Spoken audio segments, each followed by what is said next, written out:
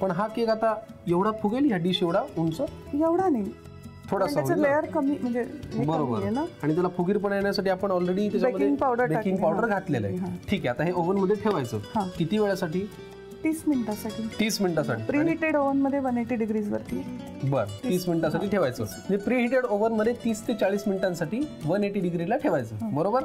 मग आपला केक तयार होईल. चला, आम्ही हे करून घेतो. ओव्हन मध्ये ठेवतो 30 ते 40 मिनिटं. तुम्ही वाट पाहू नका, पटकन घेऊन घ्या या केक साठी लागणारं साहित्य आणि कृती. चोको वॉलनट केक साठी लागणारं साहित्य: दूध, अंडी, मैदा, पिठी साखर, अक्रोडची पावडर, बेकिंग पावडर आणि कोको पावडर. कृती: एका वाडग्यामध्ये अंडी फोडून त्यामध्ये आवश्यकतेनुसार दूध घालून मिश्रण फेटून घ्यावं. फेटलेल्या अंड्यामध्ये 3 ते 4 चमचे साखर, मैदा, कोको पावडर, बेकिंग पावडर आणि अक्रोडची पावडर घालून मिश्रण एकजीव करून घ्यावं. नंतर बेकिंग डिश मध्ये तयार मिश्रण काढून घ्यावं. ओव्हन प्रीहीट करून 180 डिग्रीवर 30 मिनिटं चोको वॉलनट केक बेक करून घ्यावा आणि सर्व्ह करावा.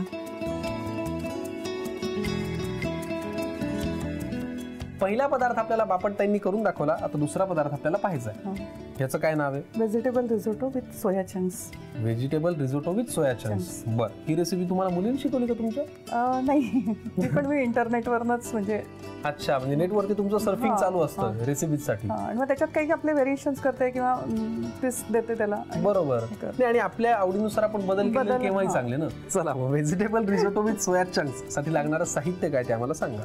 शिजवलेला भात, बेबीकॉर्न, टोमॅटो, कांदा, सोया चंक्स, 3 प्रकारचे सिमला मिर्च, चीज, बेसिल, दूध, आलं लसूण पेस्ट, खडा मसाला पावडर आणि मीठ. आता मला सांगा, खडा मसाल्याची पावडर का बरं करून घेतली? म्हणजे त्याचं टेस्ट जास्त चांगली येते. बर, म्हणजे तो असा नुसता वापरणार नाहीत आपण, त्याची पावडर करून घेतली.